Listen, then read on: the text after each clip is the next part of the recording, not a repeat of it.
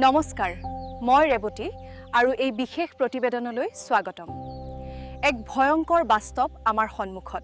প্ৰতিদিন কৃত্ৰিম বুদ্ধিমত্তা অধিক শক্তিশালী হৈ গৈ আছে আজিৰ এআইয়ে নিৰ্দিষ্ট কাম কৰিব পাৰে কিন্তু কাইলৈৰ এআই এজিআই বা কৃত্ৰিম সাধাৰণ বুদ্ধিমত্তা মানুহৰ দৰে চিন্তা কৰিবলৈ সক্ষম হ'ব ই কেৱল হেয়াই নহয় ই মানৱভাৱকৈ দ্ৰুত আৰু গভীৰভাৱে বিশ্লেষণ আৰু সিদ্ধান্ত ল'ব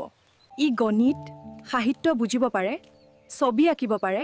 ভাষা শিকিব পাৰে আৰু আনকি আবেগ বিশ্লেষণ কৰিব পাৰে যেনেকৈ এজন মানুহে স্কুললৈ যায় খেলে বন্ধু-বান্ধৱীৰ লগত কথা পাতে গান শিকে পঢ়া-শুনা কৰে একেদৰে এজিআইও সকলো কাম শিকিবলৈ সক্ষম হ'ব এজিআই মানৱ সভ্যতাৰ আটাইতকৈ পৰিৱৰ্তনকাৰী প্ৰযুক্তি হৈ উঠিব পাৰে কিন্তু অপব্যৱহাৰ হ'লে ই মানৱতাৰ অস্তিত্বৰ প্ৰতিও ভাবুকি কঢ়িয়াই আনিব পাৰে আনহাতে ক'বলৈ গ'লে এফালে এজিআই মানৱ প্ৰগতিৰ বাবে সৰ্বশ্ৰেষ্ঠ আহিলা হ'ব পাৰে আৰু আনফালে ই ইতিহাসৰ সৰ্ববৃহৎ দুৰ্যোগৰ দিশে লৈ যাব পাৰে নমস্কাৰ বন্ধু-বান্ধৱীসকল